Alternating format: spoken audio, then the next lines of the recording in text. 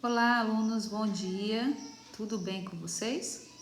Hoje nós vamos fazer uma revisão sobre os impérios de história que nós estamos estudando. Então, vem comigo.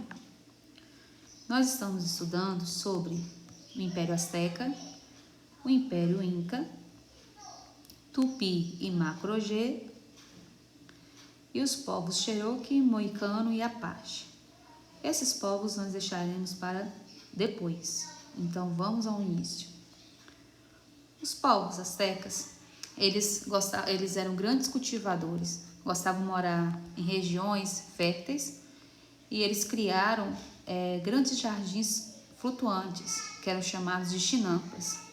Nessas chinampas, eles costumavam cultivar muitos alimentos, principalmente tubérculos, porque o tubérculo ele podia guardar batata, o aipim, uns chamam de aipim, outros chamam de mandioca, e eles foram cultivando esses alimentos, tornando esse alimento um hábito popular.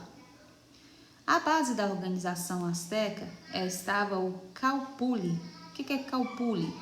Era uma comunidade que tinha grandes membros, e esses membros eles não podiam ter nenhum tipo de laço parentesco, primo, sobrinho, pai, mãe.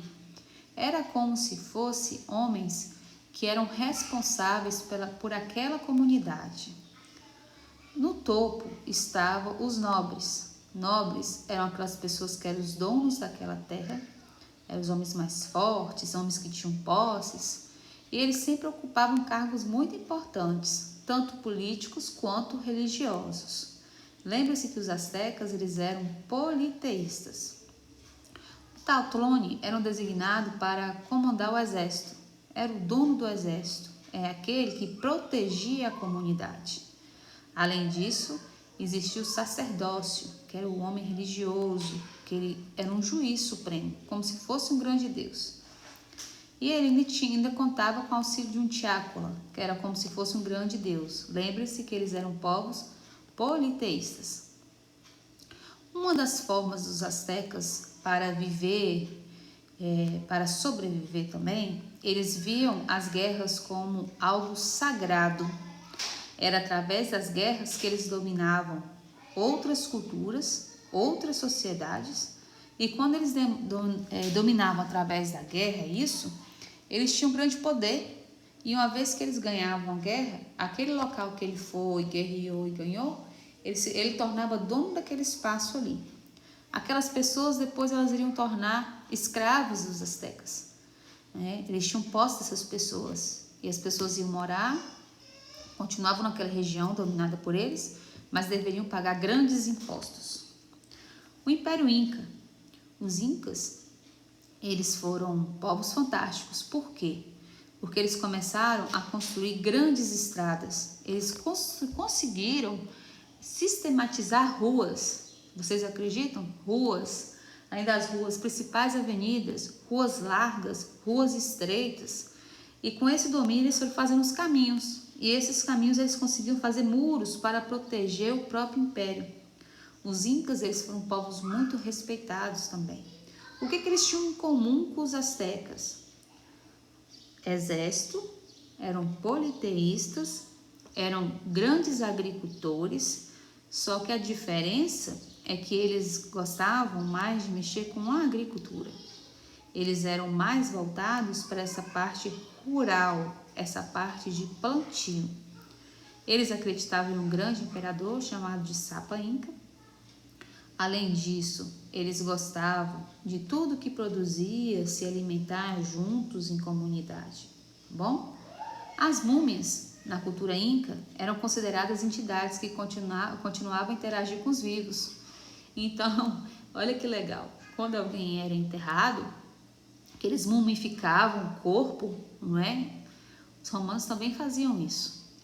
Eles pegavam esse corpo, enfaixavam o corpo, guardavam o corpo em um determinado lugar, porque eles achavam que aquele corpo iria voltar à terra e que o corpo ficava flutuando, o corpo ficava próximo às pessoas, só que ninguém via, mas eles acreditavam que quando a pessoa morrer e mumificasse o corpo, que aquela pessoa ainda existia.